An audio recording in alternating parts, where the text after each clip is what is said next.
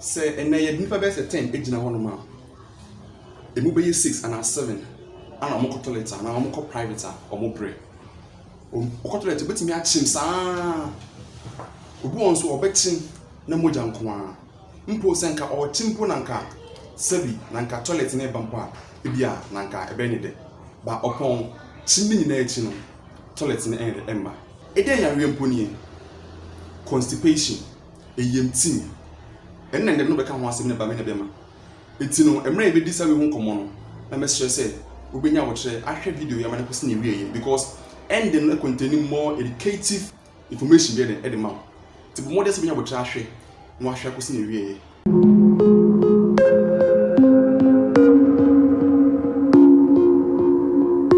FM Bashiru, consultant in Greenwood Health, founder of Your Health Your Wealth. So that the kind and they be constipation won komo. E kan be fa so e betimi see constipation anokwan. Constipation amanfo pii. Amanfo ntimi nko toilet. Obu e ko be bresa. Even though cramp no research actually say constipation sometimes is also a cause diarrhea bebre. If this is your first time and don't share my videos and about you, but more than answer be subscribe. Me a subscription so that be ya time be a new video no ubenya link na so wetin ya hwe. Because constipation and I say yemtima ye patch ne say o ko toilet and I say uja unai na sebi entimi emba obechima na entimi emba to dem pa obechima ba na moja na yede edi etire enne ye constipation no enti de e ka nyina ne say because constipation say untimi enja unai na say ne ka no before say meko behwe say de and say epon ye betimi si anokwan no de wo say yehu ne say e wo say yehu say de udidi a de no fa so yede ekọ ni bidwe ni mu na ekọ wie sebi tie fina na se bia toilet no se wudidi a se ye kan no ekoto je funu ni mu na ye funu nya wo try den I digest I yam den na wudi no be yam ne kama e yam ni wi a na afi afa won sunu ni mu na afa nsuno nketenkete no na afi de akopie won sunu kase no ye nsuno ye wo kase ne wo ketewa small one no oho na absorption of nutrients nutrients na twetwetwe na afi no edu kase ni mu a na absorption of water at take place one. Into Russia, in plain case of constipation, a young man take place your large intestines. On na bibia ekoso. Say ubenya constipation, ejina or large intestine so. The tea say do large intestine so. I was say in su free, nanena woodina, I am a winner, say be air toilet. I was saying so free mona could be doing. Na science when say air na say in su a sebi. Endorse one. Who say ni na betri na afre de eja sebi TV a sebi and I say toilet emu aye den eno na sebi e bibia say no say na constipation who say obechima na ede emma because aye den nso ni na ede atwe akọ mpedue ni mu saa de we na pese ye de yesi anokwan enne enti mesele say obenya botra hwe that prevention me na better prevention ways no.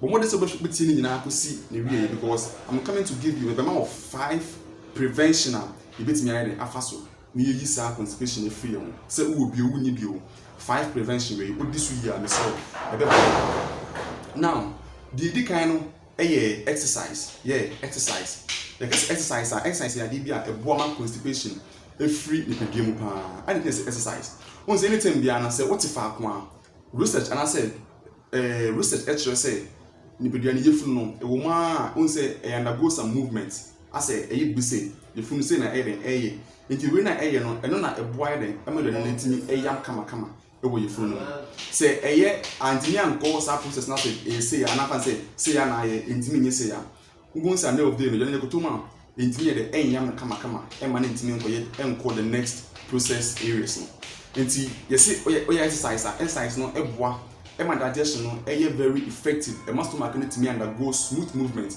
Need me digest you from ye kama so first one exercise. But what that's exercise now with me improve digestion am I. Number 2 water. Water idea be a minia ba. Say offer in so serious we how be brain energy and so. Ensu na yenta ennom eno na constipation ye den e ba ye so pa ana se e ba ne pedue nim pa I didn't na me say ensu na ma ne ba ne pedue nim pa Unse me kan asem be say udidi bia yefunu ko yefunu fa yefunu mu na akoye nso na afede akoye nso kese na afede wakọ toilet na aba kama say edu large intestine na say yenso no kese ni mu a de tene say ensu etwe free nuane na na say de ayemewie na ekotani into toilet no ensu etwe free sa residuals na waste one ni mu na akoni emoji na say akoni pedwe ni mu enti say unsu no endorse a de tene say because of absorption nsuo no air free na assign na enyamawi na ekwe toilet because of nsuo no air no unni enough water wo no ebetwi nyina na afedia abegja sebi toilet ana say bia waste emu aye den na kofa sa hanaba ndi say uyi obi a wota no nsuo pa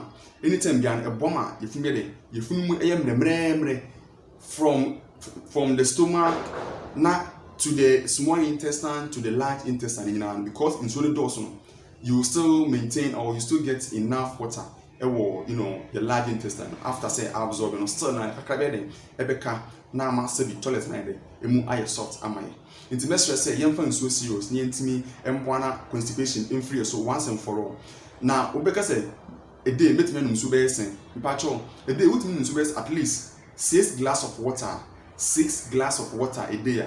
Yeah, sure say a bit me I'm maintaining hydration. Need me abwa constipation ide akolo ama. Ana a mere constipation o say echo pa food so anpacho anopa. O so le anopa men paste men didi. Fa ensuo first one nsuo anopa na because onu anopa na ensuo na ide eboa ekọ oyefunu mu ekọ wonsu nu mu esanso ko ide large intestine mu because if I did this sphincter no a closed what you say a closed but anopano a opened because undidi fini be yefuni mu enti unu nsu a ebetime move straight to the stomach through the intestine to the large intestine na it may how it flows. So that is number 2. Then number 3 a fruit and vegetables. Fruit and vegetables, that's number 3. Let's just say mini aba for fruit very serious, especially the fiber no because a fiber example offer anka on say anka onum anka wi a inside na wo mu no en na yes fiber no obi won mo onum anka wi na wato we na de anka na daka no dwane na wo mu no ato pa cho menye sa mistake no onum anka wi but modern say obe fasa said na wo mu yi di ni na re kunpedi nu eno na bet nya de aboa ma digestion ama toilet bit nya baka mama adentia you see fiber no eboama physics na say bia waste residuals na large intestine ma be wi abe toilet no e man content because unim say ensu atwi free mu nti say e corner say e che one movement na a lot of water will be pulled out from side residuals no until we have to make sure say be moving ten let me akọ until roughage and I say bia fiber no eboama sa waste na toilet no eboama na moving ten from the large intestine to the rectum. Let me it me aboma na kama it make sure say me aba man papa yemfa anka and I say fiber fruit and vegetables ni serious cabbage those things na some of these in nyama contain some fiber ni bi tomatoes banana all these things they contain their carrot with me fun serious e bet me ide aboa ama constipation no efiri so and I say akofom cry de ama. Number 4 health supplement and I say food supplement. Food supplement product here let me say but because of about constipation about constipation the bit to say your product bit say Greenworld Meal Cellulose some product be very effective when it comes to digestion. Sebi yana did late no when you product na wow, I mean, cellulose. Now make one say na it's osha. That is the meal cellulose. Some product we a product. In fact, very effective, very good. You need late, when you put that it will help you to be free from constipation because it contains a lot of fiber, a lot of refuge. And what's up product 20? Let's try to get some and use it so that it can help us to prevent this constipation and those things. In terms of food supplements, especially the ones that can help us be free from this constipation. Then there's also another product you put at your friend intestine cleansing thing. Oh, say because intestines and I say intestines I about ye yen so no any ye intestine sometimes say emu ye stagnant and I say emu ye fin and I say bia because of bacteria those things. So say your good bacteria, your bad bacteria. You have to maintain the level of good intestines. But the thing is, this product, I want to say, a boy is wastings from the intestines, especially your large intestines. Emma would make toilet come. In constipation, we have supplement where Greenwood intestine cleansing meaning say a bit wow, I'm what made I free from these kind of issues. The last one I can was aloe vera. Aloe vera and so a very, very effective Greenwood aloe vera plus capsule. And also very effective when it comes to constipation. So me try especially say you bet me any product we need to use to na aboy. You move the brain na cause constipation high the brain, but me sure say product we offer you be wow. Now for no prevention and catch about exercise, taking more fruit and vegetables, then also trying to take in a lot of water. I mean plenty water. This one a bit helpful. I'm what made I be free from this constipation. Then the last one about your lifestyle. Yeah, your lifestyle. But you tiri pa so when say constipation na okọ toilet I am find some of ways I'm used to go on my I know what I'm find me or say meka okọ toilet as ukoye pu na say ukuja wo nan a na say yetina toilet ne so a say ye yetina so bia yetina so a yentamfa kunye bi nsi yenim na yemfa ye nan si so wo picture we ya picture na e show no won say the tie no sanity for na so na empeja o legs na enkoso kakra na rectum na say anu so ntimi pointy enko no with that no won say pelvis no and they control the events say say the baby to me am toilet na back kama no and say o raise o legs na apakra e bomb toilet na ba smooth on pant no yemfa we so nka ho na enu so ntimi de ntimi emboy na toilet ni ntimi nko ni na afen so no last one here say first on fact toilet ension toilet do amenu ba ko uteka mu mpo a madaba na njina na toilet no se wo fi na toilet do a men ke say bia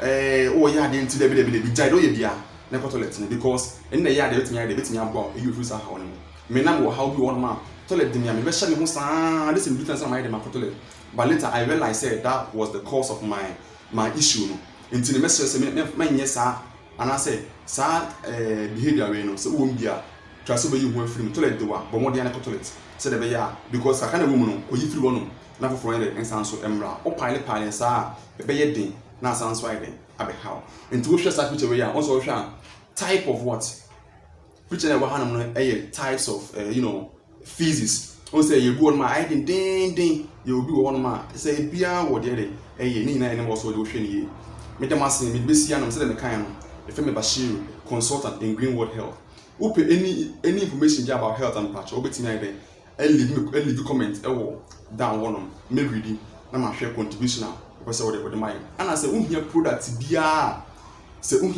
bia major link wo hono sa link na wa ase hono no ko click so e do be call straight to shop online shop product na kan wansem nyina no wo hono even more supplements that shop hono o click so e do be call hono unya botai da ahwe kakra o benya product bia o pe bia hono food supplements in the here right now the yama this kind of supplements and as a prevention than laxatives. Laxatives although are good, but a bit of a lot of issue am I in the near future.